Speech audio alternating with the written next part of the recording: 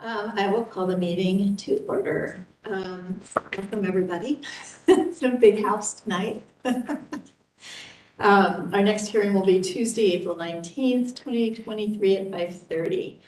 Swearing staff, please, Louis and Sophie and Jennifer.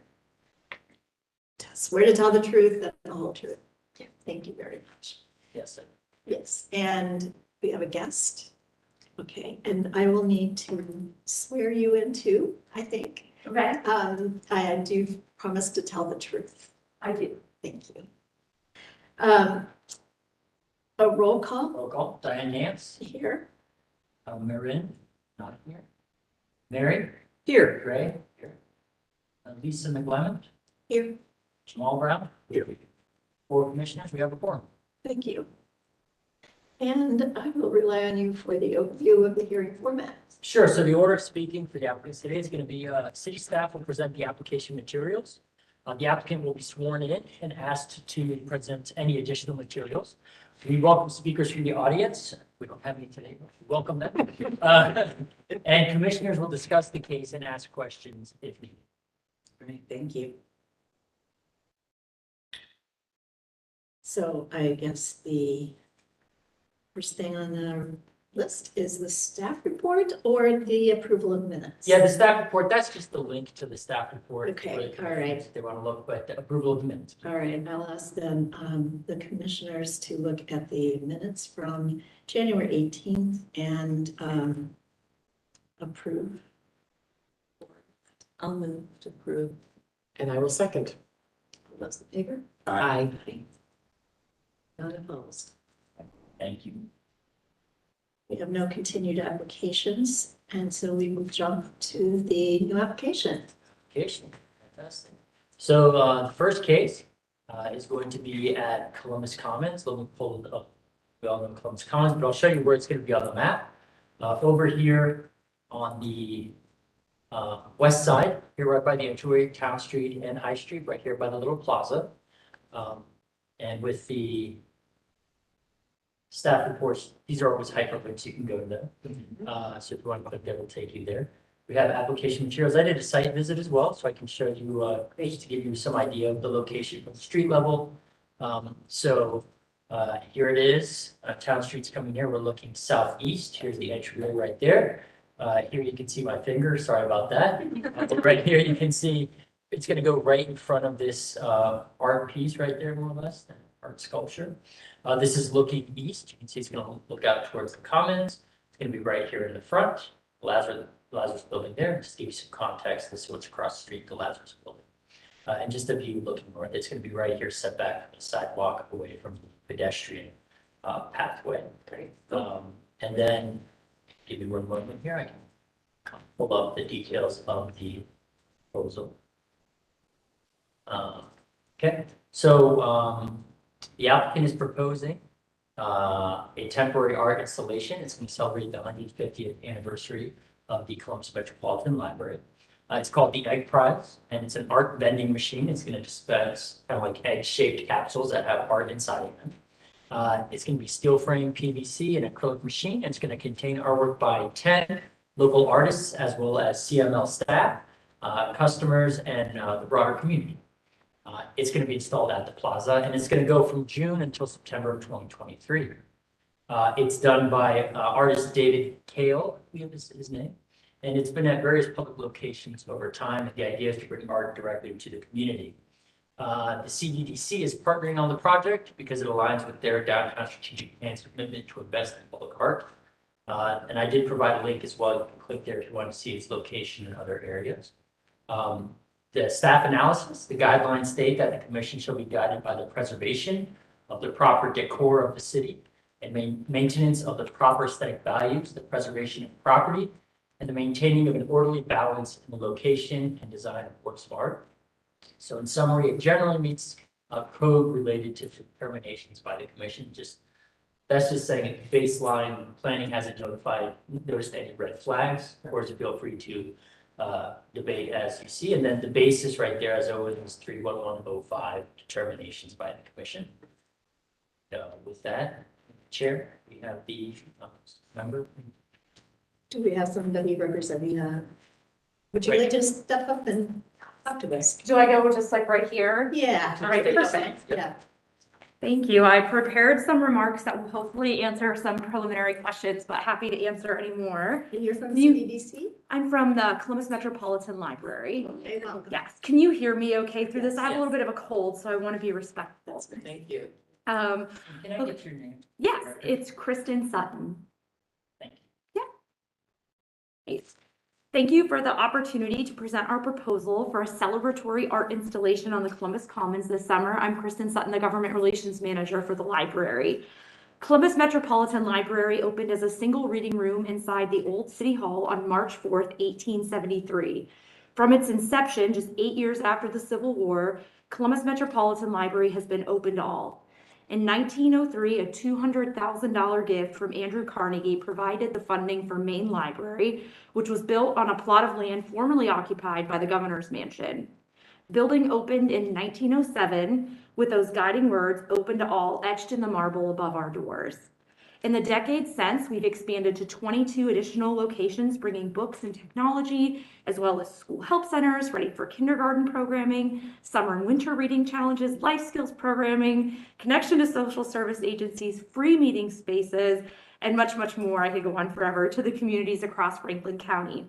In celebration of our 150th anniversary, CML, in partnership with the Columbus Downtown Development Corporation, proposes a temporary art installation to run from June to September at the Town and High Street entrance to the Columbus Commons. The installation is designed around the theme 150 Years of Reading.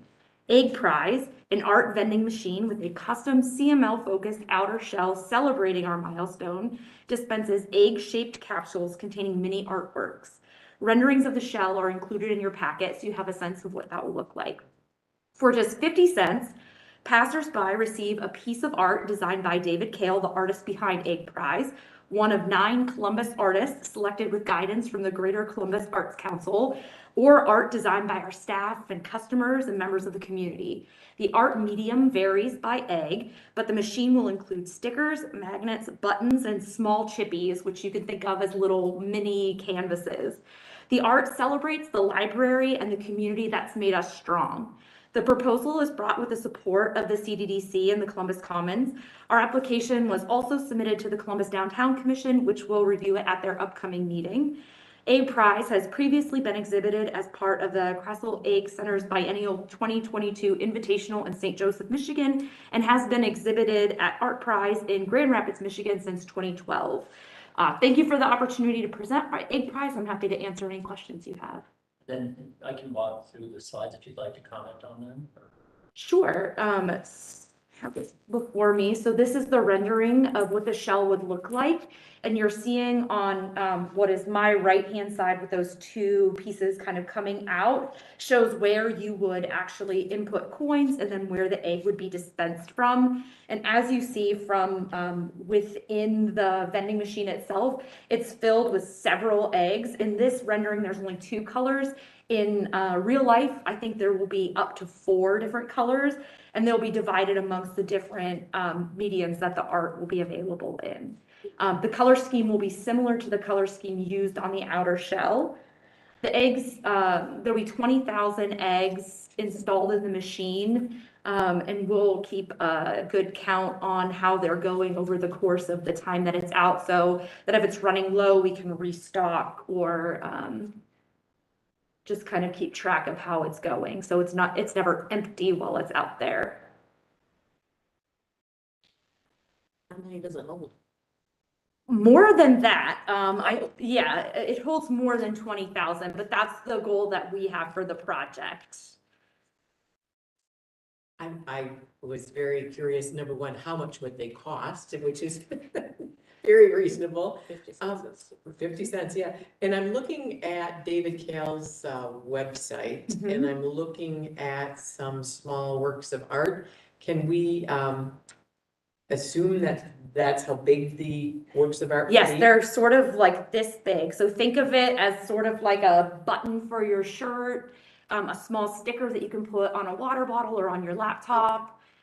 something fun Oh, like so, that. so yeah, they're on different surfaces, Mhm. so these look like they might be on wood or whatnot. Yeah, that's the chippy. Okay, yeah, okay, that's the chippy. Mhm. Do you know what artists will be contributing to this? We're in the process right now of working with GCAC on soliciting artists to participate. And as you'll see from the budget, there is money set aside to compensate them for participating in the project. Pull that up here.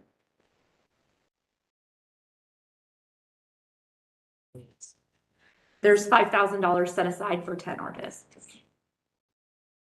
So will the actual casing be what we saw, what we have Yes. here? Okay, gotcha. Yeah, and you'll see that it has many really cool literary references tied in sort of a fun and playful format. I think the idea is really to bring art to the community. It's sort of our birthday gift to the community as a thank you for all the support that they've given us over the years. We really wanted to choose a location outside of Main Library because this isn't Main Library's birthday. This is our system's birthday, and we're 23 locations strong. So we felt like the intersection right there at Town and High was a highly visible, highly trafficked part of town that folks from all over are going to come to and see, especially when they're down here for festivals and other programming that's happening.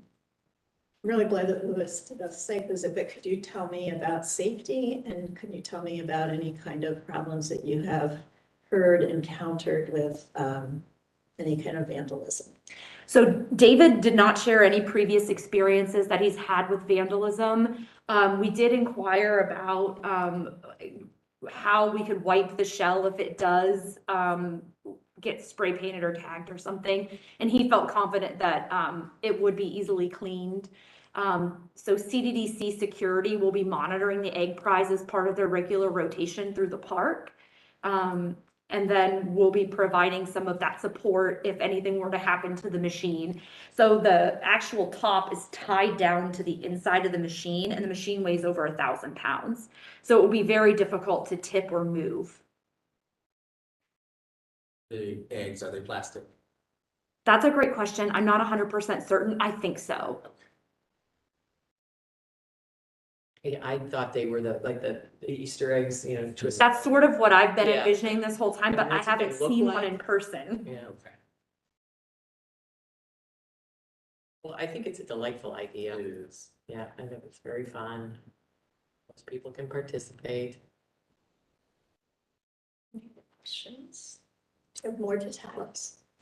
That's sort of it. Our sesquicentennial kicked off on March 4th with birthday parties at all of our locations across the system. And we have fun and engaging events planned for the rest of the year. One little plug that I'll make that's unrelated to the egg prize, but might be of interest to you all. The library has a passport program to encourage folks in the community to come out, check out different branches and other institutions that support the library or have a nice literary tie-in. And we were super lucky to work with a young Columbus artist, Carlisa Hayes, to design a commemorative tote bag that serves as our completion prize for the passport program. So head to your local branch, get your 15 stamps throughout the year, and you receive that commemorative tote as our thank you. And you also get entered into a larger grand prize drawing. But the tote is just really cool. And we're super lucky to partner with Carlisa on that. So lots of fun art elements that we're trying to incorporate in throughout the year. We also have the Carnegie Gallery on the second floor of Main Library. I'm sure you've all visited. And we have a number of really exciting exhibits, including one that will celebrate our 150th anniversary this summer during the Columbus Book Festival, which is July 15th and 16th. Big year. Yeah, Absolutely. it's a huge year, but we have a lot of really fun things Celebrate. going on. And I know this is going up in June. Yes. If you could let me know or send me a picture, we'd like to put it on our Facebook page as well, because we're promoting public art. Yes, absolutely. That'd be really exciting. Thank you. Sure. Any other questions? I don't think so. No, I'm good. Into it. If we are ready for a vote, a motion, I'll motion to move. Second. okay, all those in favor? Aye. Second. I usually second on it. Right. Are you gonna share? So nice. You were the first in the set. Mary was first. Yeah. Mine was. Best wishes and let us know of anything. Yeah. Thank New you, information absolutely. That comes along, please. For sure, I will definitely do that. Thank you all so much. And Thank you. Louis, I guess I'll see you in a couple weeks or next week at the downtown commission. meeting. Yeah, we'll discuss that. Great, perfect, thank you. Thank you. All right, thank you all. My quarters together. Yeah, yeah. Oh my God. So that's it for now. Central. Business if you like. Okay. So, I recall that, the reclining deer, side of Lounge One was an issue of concern. Diane, you indicated that there was concerns about the exposed footings and whatnot, and so I reached out to Rec and Parks, our contacts over there, and they've indicated that their plan is to regrade it and seed it. I don't know if that's a permanent solution to the issue, but it's more than that's been done up till now. So they're gonna regrade it, seed it, we'll see, I guess, how it handles throughout the summer. Otherwise, we can discuss more temporary fixes if need be, so we'll monitor that. Sure, of course. We have the public art database. Wanted to let me pull that up here.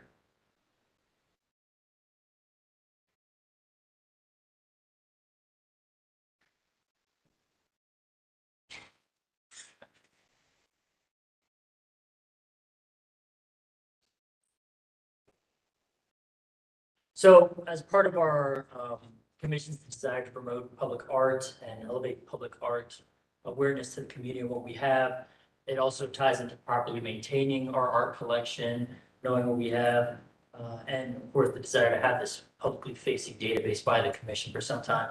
We've been working really hard on trying to get a good grip on everything that is in our database, everything that should be in our database.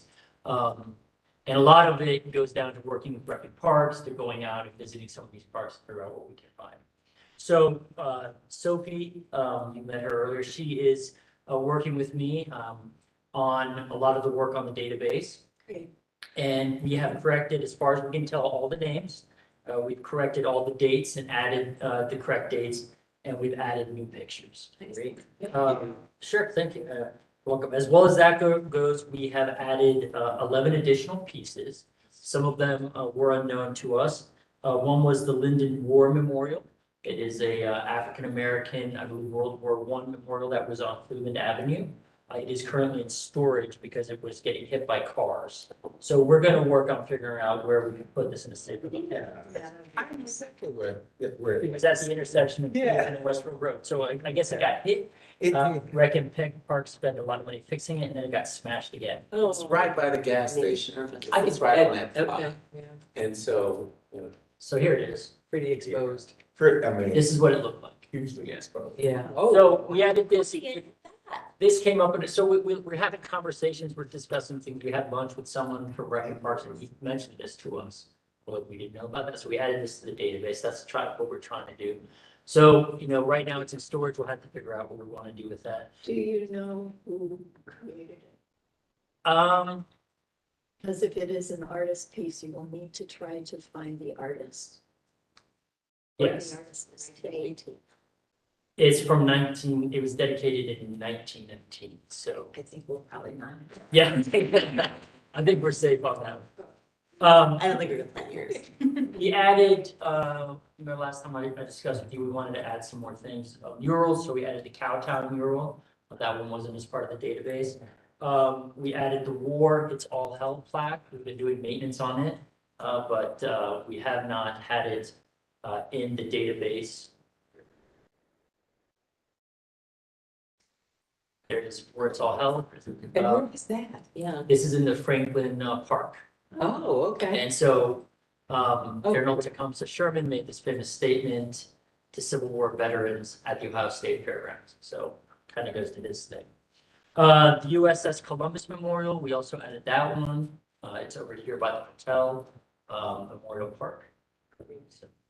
Nell songs, these were recently added to Schiller Park. They were recent, I'm sure you reviewed those, but they were supposed to be temporary and we enjoyed them, purchased them. Nell songs, The Rower, We added the rower, the girl with the yo-yo, boy with yo-yo, girl with the yo-yo. So that's right. Girl with yo-yo, that one. And then the final one was the boy with kite. And these were just, we were talking one day, we're like, there's some art that would show apart, but Yeah. who was in charge of German Village previously mentioned it, so we added these to the Did you image. take that photo? I love that photo now. I did not, some of these are, from Rec and Parks, yeah.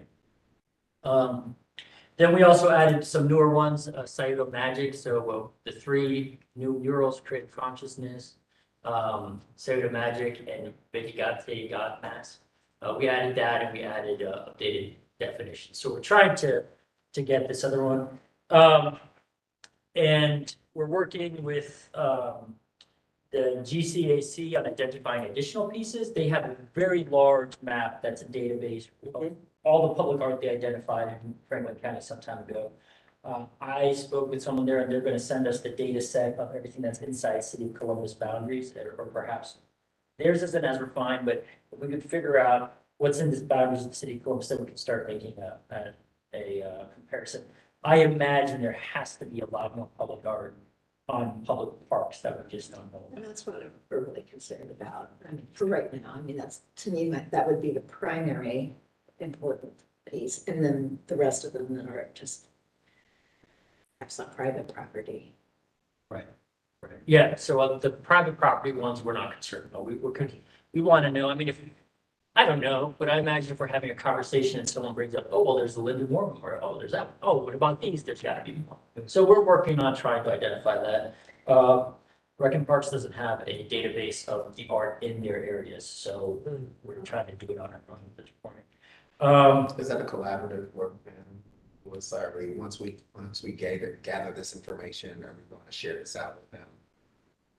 With GCAC? Or no, with, Columbus Park and Rec? Oh, yeah, for sure. Okay, Of gotcha. course, yeah. I mean, we had discussions with them. They were looking to see if they had some sort of GIS point file or anything like that. They don't have it. So yeah, we'll share with them. We shared our list that we have now with GCAC because there's some of the pieces they were unaware of. They had like 16 that were ours, so. And Louis, do the parks all know what is on their individual properties? I mean, we're No. not, you're saying they don't know what's They there? don't know. Is there anyone that can be assigned at each park to do it? We're having those discussions. Okay. To see what we can do. Yeah. Will you I'm so sorry. Go ahead. Will you cross-link with GCAC's database? That's the plan. I haven't Okay, got that's there. great, because they're Franklin County, so Right. you can tell people they can find more art outside of Columbus.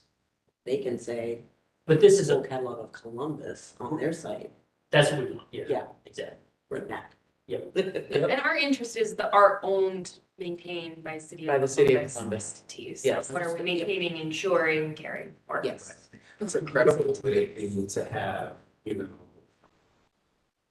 not an RFP, but a scavenger hunt for art around the city of Columbus. that they I've could always submit. wanted to do at least a geocache. Yeah.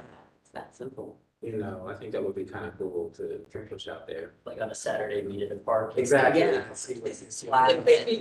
Yeah, and then we can gain the locations. That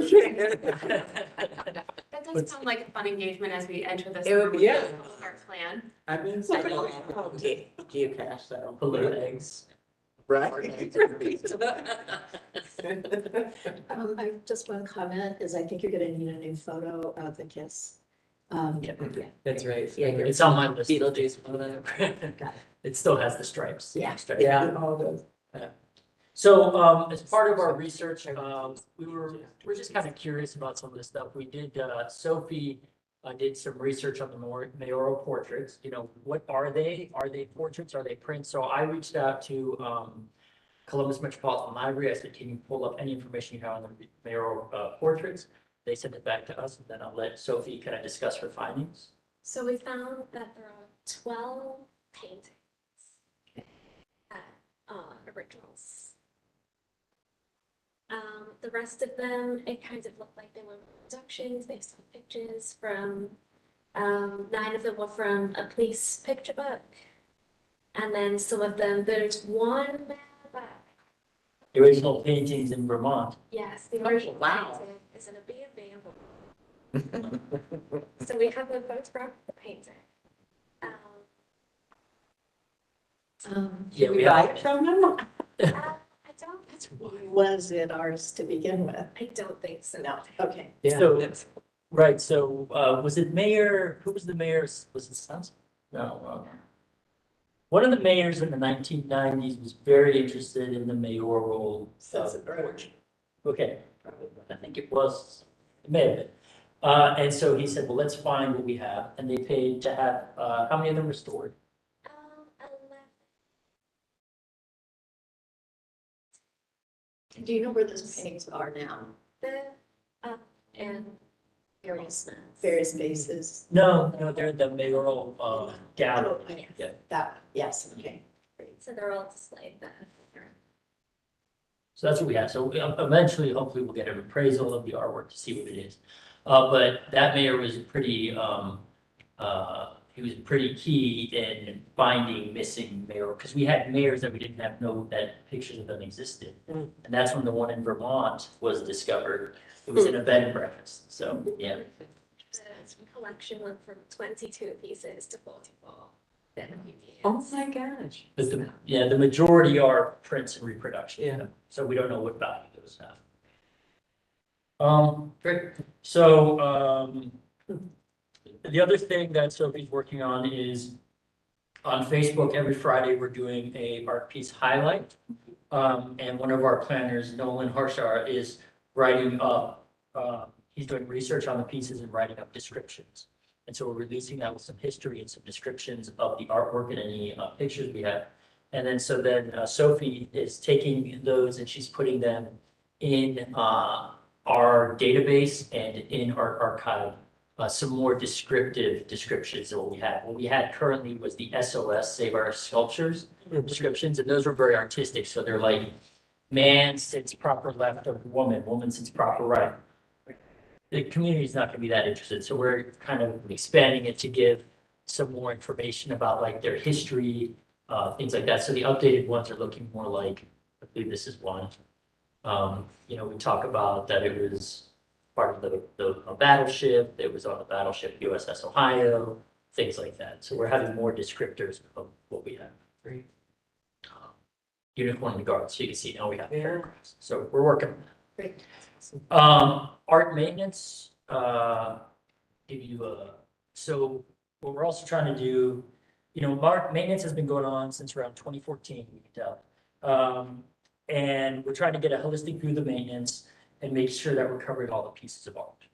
So, we found, working in Lori's folder system, we pulled up the old contracts, and this is what we found. We've done some level of maintenance on most of them, but the ones in yellow have not been maintained. Now, the ones that had the black line, those are newer. So the boy with kite, for example, not that critical at this point in time. Out of the struggles of our past on Mount Vernon has never been the Gold Star Mothers Memorial, Sensenbrenner Memorial. These have not been. Needles of Stone, the Franklin County Obelisk, Police Lions. And so what we want to do is the USS Columbus Memorial. What we want to do is get them on a maintenance schedule where hopefully every 3 years we are hitting them at least one bit. Now the ones like the deer that are more important, maybe yearly. And there's a member on our team, her name's Morgan Graff. She's one of our historic preservation professionals, but I brought her into the team because she used to work for Blind Eye Restoration. And she used to do all the work that we're at, look at the art pieces, what needs done. She knows all about the different techniques. So I worked with her and we set up a maintenance schedule based off of her assessment of the pieces for 2023. So in 2022, we did 16 pieces. We've identified 59 exterior pieces in the collection. And then we just finished with the work of Sophie and Morgan and I. Now we did an extension of the 2023 contract with Blind Eye Restoration. We're going to do 27 pieces. And that was based off of her feedback. Some of that's cleaning, some of that's assessments and future maintenance things. So we're going to look at Columbus, the one in Mount Vernon, some of these that have never been touched and try and get them into the maintenance schedule.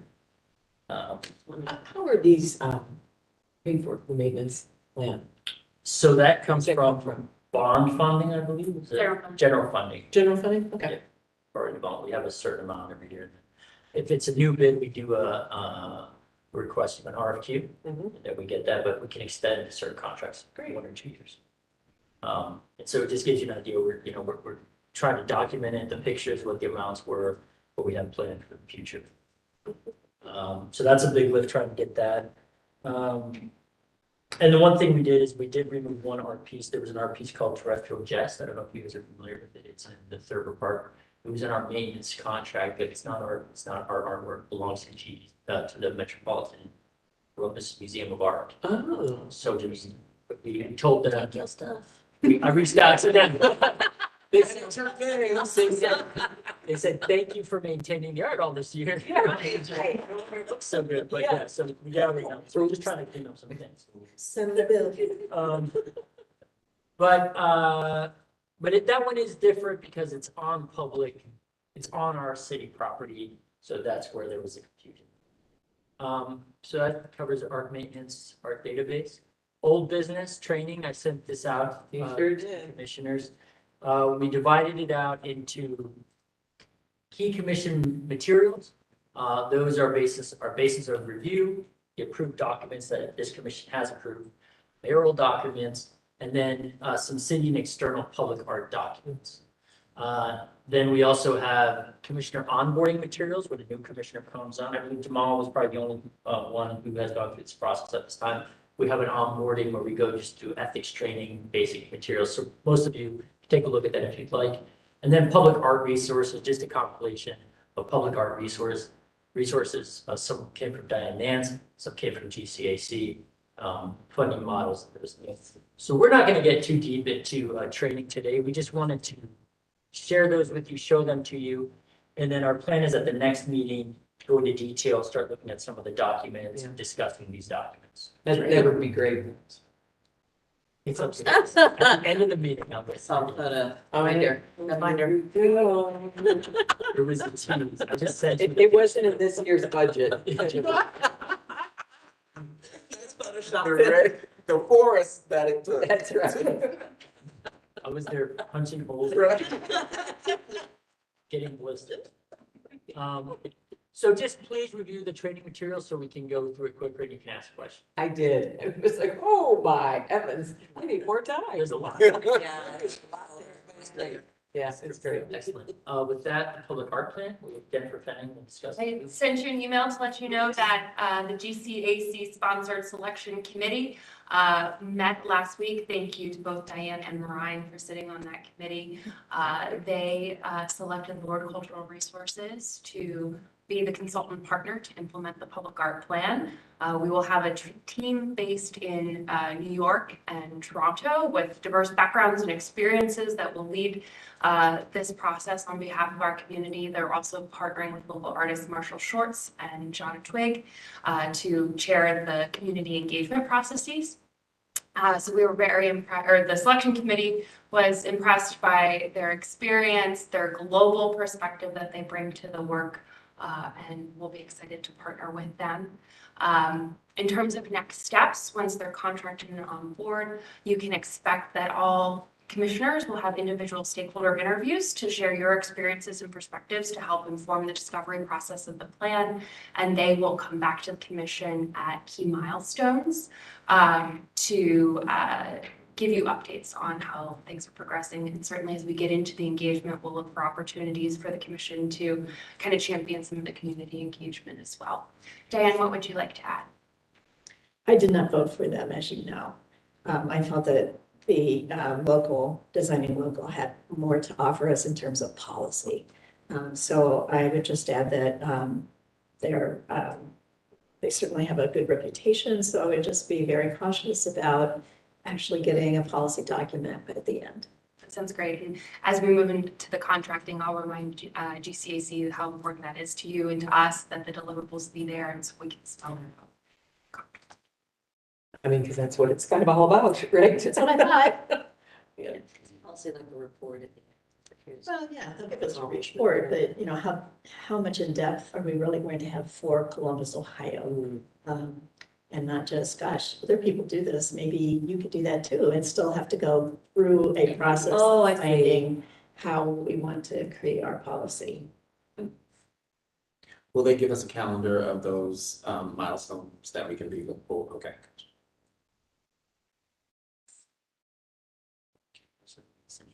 Okay, Yeah, thank you.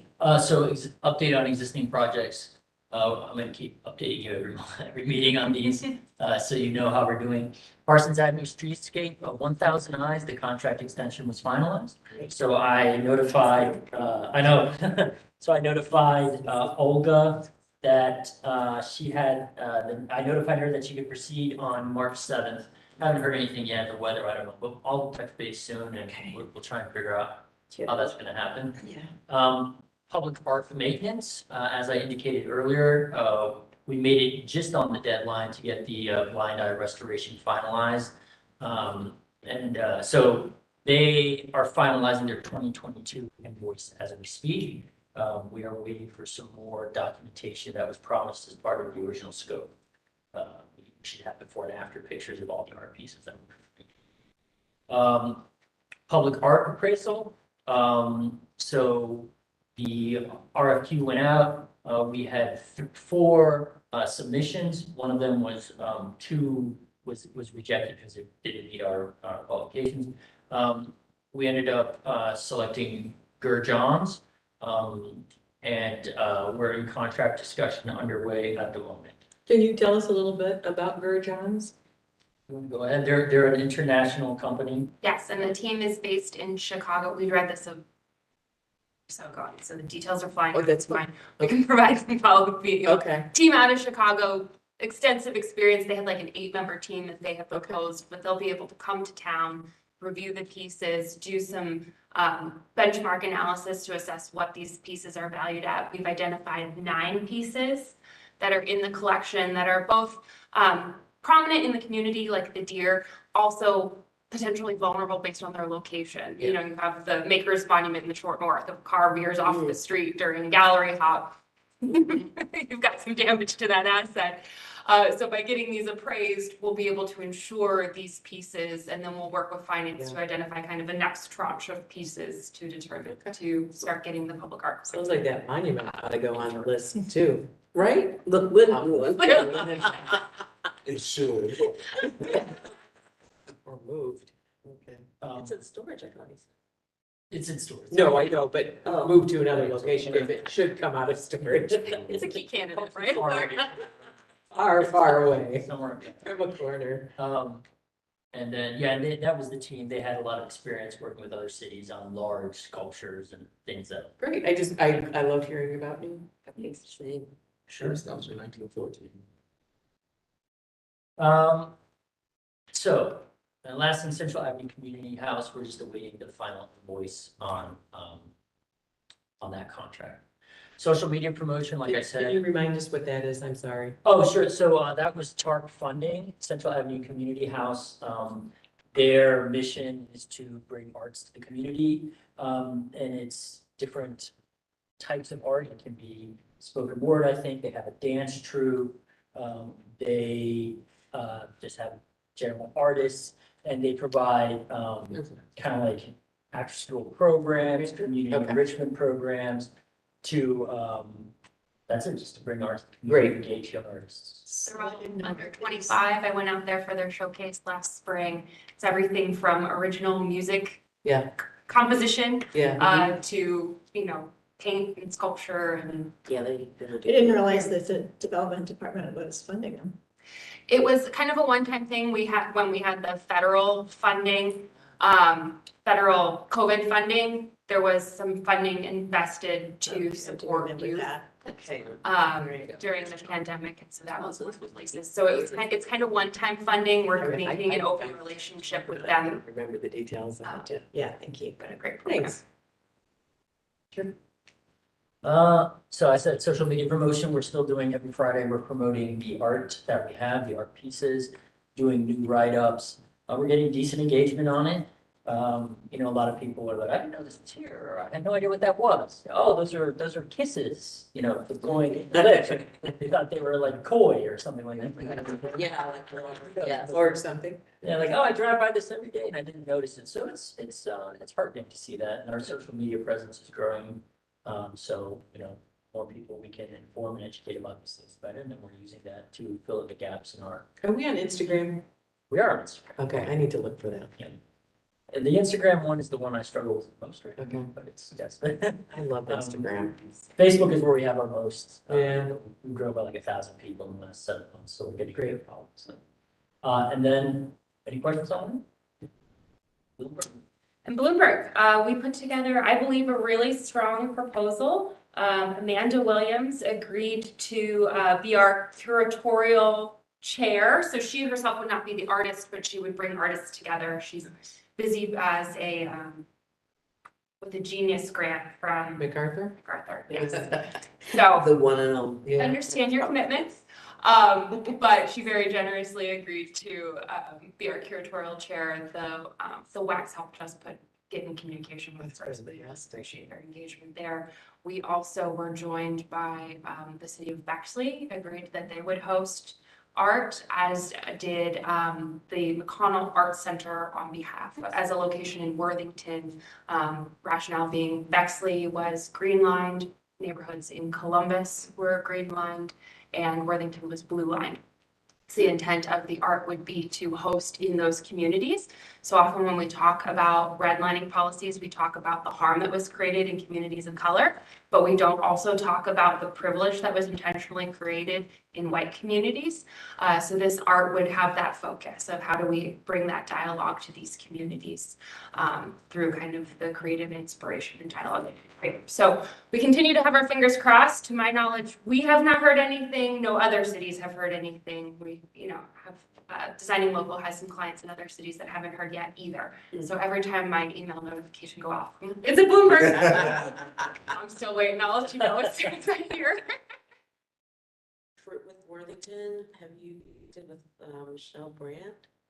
Because I actually talked about some Worthington wanting to have some sort of dialogue about. Forgive me, what organization? She's Brant Roberts Gallery, but she lives over there and does a lot over there. So Hasn't, but if we move to a second round, she would love be the a email great introduction. Yeah.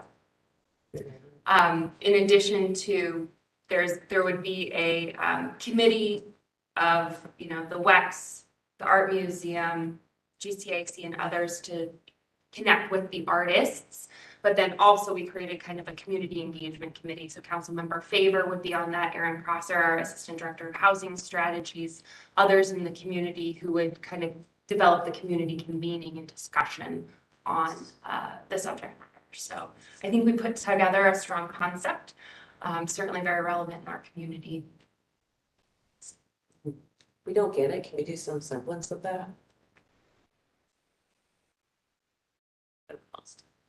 We pitched for $1 million and then we agreed to put in, I think, 300,000 of our own money to support the community engagement. So it would be a substantial 2-year program for temporary art.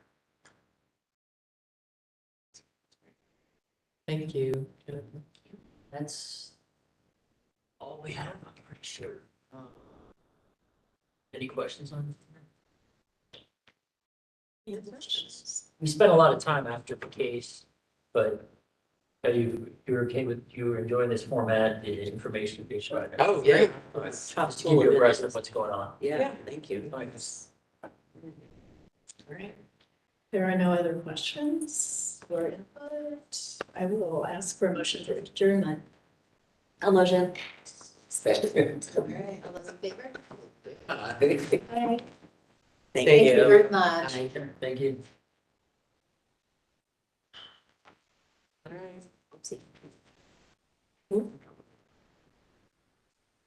Oh, there's some. Oh, yeah. Sorry, this one. Like my one's not.